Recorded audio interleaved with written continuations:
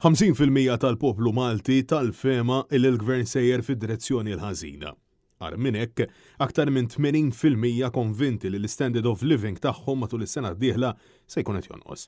Dan ħareġ mill-istħarriġ tal-Eurobarometer li tweta bejn Settembru u Ottubru li għadda mera li kienet ċara sensazzjoni f'pajjiżna riflessa wkoll minn sħarriġ ieħor imwettaq mill-Kamra tal-Intrapriżi Żgħar u Medji dan wara li fil-ġimgħat li għaddew intqal li 80% tan-negozji ma kinux qed jaħsbu li pajjiżna kien sejjer fid-direzzjoni tajba.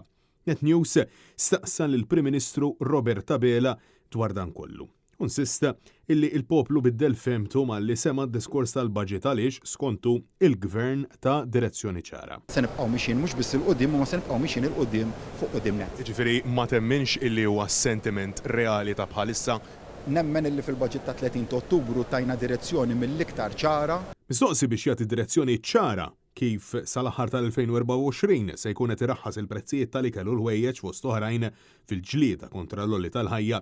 Abela għalilna biex nistennew sax-xahar id-dieħel. Minn hawn u sen oħra, kemm intina ġifieri minn hawn 12 xahar oħra, x'inhi l-viżjoni tiegħek kif se jorħsu l-prezzijiet fost oħrajn pereżempju tal-ikel, tal-ħwejjeġ, eċetera eċetera. F'Jannar inkunu qed nitkellmu aħjar. Daqstant għalissa il-poplu se jibqa' fil-limbu iħabbat wiċċu ma' prezzijiet għoljin u jinfena f'sensazzjoni ta' inċertezza.